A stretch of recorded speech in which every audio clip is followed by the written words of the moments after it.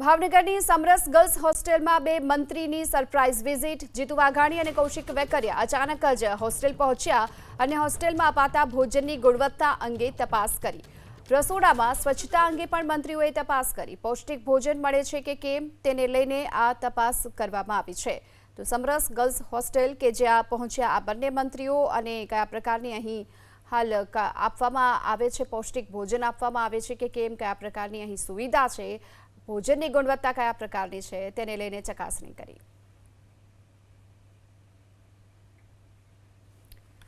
તો પૌષ્ટિક ભોજન મળે છે કે કેમ તેને લઈને ચકાસણી કરતા જોવા મળ્યા હતા આ બંને મંત્રીઓ। આ સાથે રસોડામાં કયા પ્રકારની સ્વચ્છતા છે તેને લઈને પણ ચકાસણી કરી। જીતુ વાઘાણી, કૌશિક વેકરિયા આ બંને પહોંચ્યા હતા કારણ કે અહીં વારંવાર એ પ્રકારની વિદ્યાર્થીનીઓ તરફથી આ પ્રકારની ફરિયાદ ઉઠતી હતી કે તેમને ગુણવત્તાયુક્ત પૌષ્ટિક આહાર નથી મળી રહ્યો। વધુ વિગતો મેળવીએ સંવાદદાતા પાર્થ આપણી સાથે જોડાયા છે। પાર્થ, ફરિયાદ બાદ મંત્રી અચાનક આ પ્રકારની સરપ્રાઇઝ વિઝિટ કરી છે, શું સામે આવી રહ્યું છે?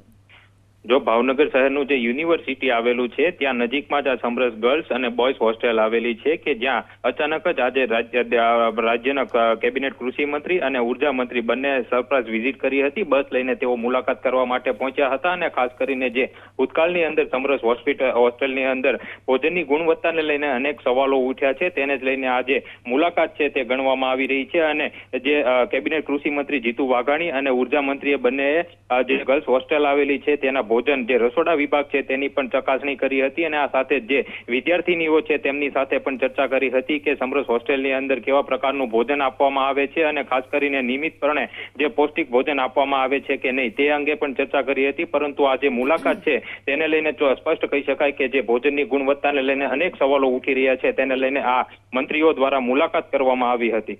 જી, આભાર આપનો આ માહિતી માટે।